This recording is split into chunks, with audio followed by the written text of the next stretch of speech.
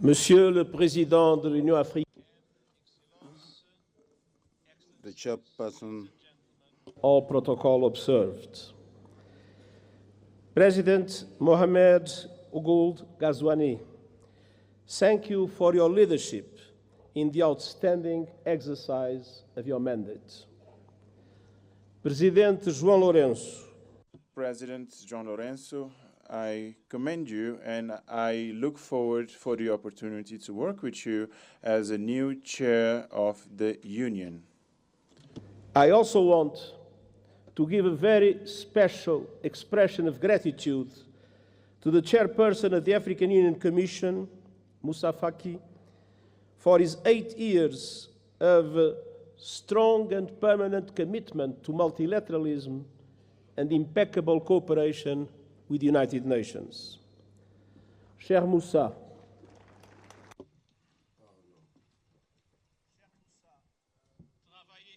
dear Moussa, working with you was a privilege, a pleasure, and an honor.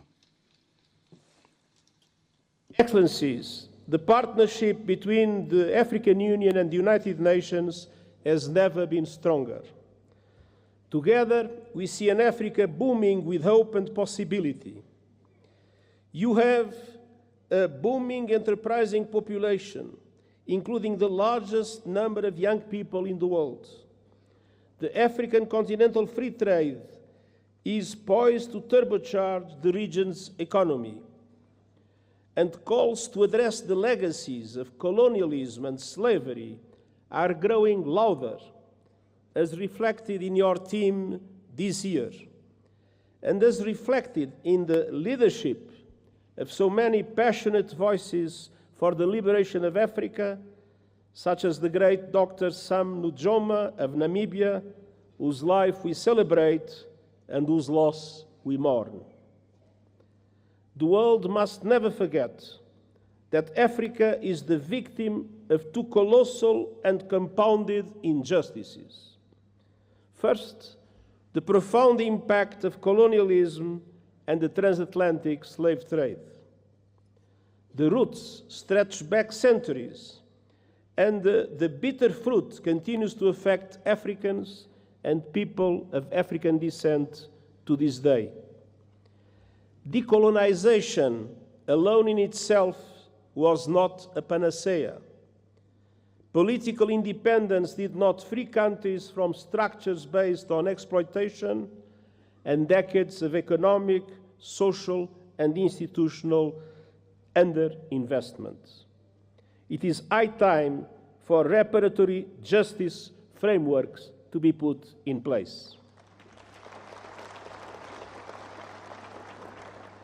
Second, Africa was under colonial domination when today's multilateral system was created, and that injustice endures.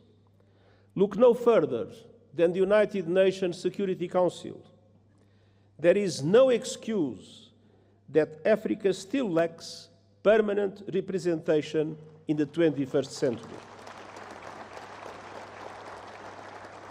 I will keep working with the African Union and all member states to ensure the representation Africa needs and the justice you deserve, including with 2 permanent members of the Security Council. And we will keep pressing together for an international financial architecture that is no longer outdated, dysfunctional, and unfair. Correcting age-old injustices is essential to address here and now challenges. And the good news is that we have many of the solutions we need. Last year, you helped drive that effort at the United Nations with the Pact for the Future. And I thank Africa for its support that was vital to approve the Pact. Our task now is to make those commitments a reality. South Africa's G20 chairmanship could not come at a better time. Let me point to 4 areas for action. First, we must push for peace, security, and alleviating appalling levels of human suffering. Sudan is being torn apart before our eyes and is now home to the world's largest displacement crisis and famine. As we near the holy months of Ramadan, it is time for an immediate cessation of hostilities. And the international community must come together to stop the flow of weapons and the bankrolling of bloodshed. In the Democratic Republic of the Congolese people have been suffering yet again from a brutal cycle of violence. And the fighting that is raging in South Kivu as a result of the continuation of the M23 offensive threatens to push the entire region over the precipice. Regional escalation must be avoided at all costs. There is no military solution. The deadlock must end, the dialogue must begin, and the sovereignty and territorial integrity of the DRC must be respected. The conclusions of the recent joint EAC-SADC summit offer a way forward, with a renewed call for an immediate ceasefire and new momentum for regional efforts based on the Luanda and Nairobi processes. Now is the time for swift implementation. And you can count on the continued support of the United Nations, including MONUSCO. In the Sahel, the clear and present threat of terrorism is undermining peace, security, and sustainable development. And in Somalia, we are urging predictable funding for the African Union Support and Stabilization Mission, and I hope that our voice will be heard by the Security Council. And as we gather here in Africa, I know all our minds are also very much on Gaza. A resumption of hostilities must be avoided at all costs. The Palestinian people have suffered too much. I welcome efforts by the parties to abide by the ceasefire agreement and urge action for a permanent ceasefire and the release of all hostages. Peace is possible in the Middle East, and that starts with tangible, irreversible, and permanent progress towards the two-state solution, Israel and Palestine, living side by side in peace and security. Excellencies, on all fronts, we stand shoulder to shoulder with the African Union to advance security, stability, human rights, and rule of law. Excellencies, second, we must keep working together to deliver the AU 2063 agenda and the 2030 agenda for sustainable development and drive action on finance. African countries pay up to 8 times more to borrow than developed countries, and 20 are in or at risk of debt distress. The Pact for the Future supports an international financial architecture reform to reflect today's economy, ensuring fair representation and urging effective action on debt relief. And I will stand with Africa as a matter of justice and to right the historic wrongs. Excellencies, third, the climate crisis.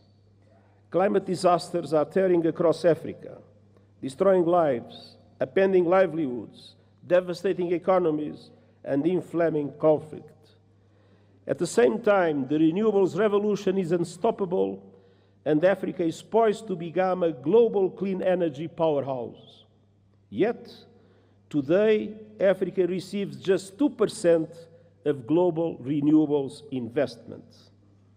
Realizing Africa's potential requires access to affordable finance, including by implementing the COP29 finance decision fully and on time, and supporting development of a roadmap to realize $1.3 trillion a year.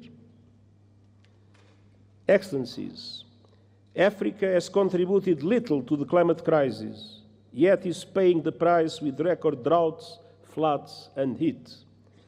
Climate justice requires a massive investment in adaptation, with the international community bearing an enormous responsibility. Developed countries must double adaptation finance, and countries must significantly boost the loss and damage fund. Allow me a note. When the Loss and Damage Fund was created, the pledging conference that took place has allowed for an amount that is equivalent at the highest contract for a basketball player in the United States.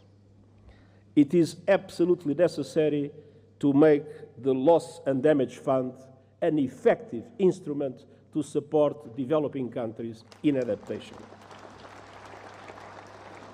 And we also need justice when it comes to your abundant critical minerals. Too often, your countries are plundered, bound to the bottom of value chains as others grow rich on your resources. The work of the United Nations Panel on Critical Energy Transition Minerals is designed to help embed justice, sustainability, and human rights across the value chain. Africa's minerals must benefit Africa's people. Excellencies, finally, we need to act on the new technologies, including artificial intelligence. Almost 2/3 of all Africans have no reliable internet access. We have a historic responsibility to ensure AI benefits humanity, not just a privilege for few.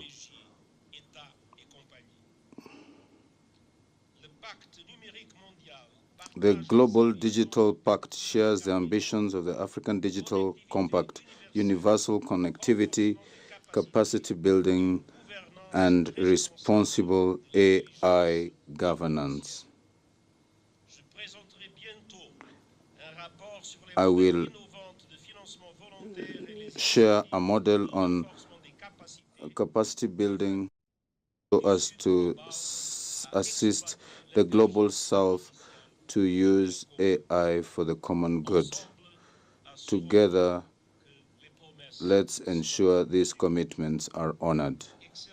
Excellencies, the United Nations and the African Union stand united in our determination to deliver justice for your continent, leaving no one behind.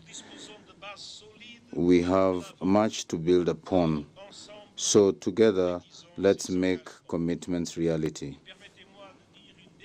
And once again, let me say something in my mother tongue and say with one voice, Viva Africa.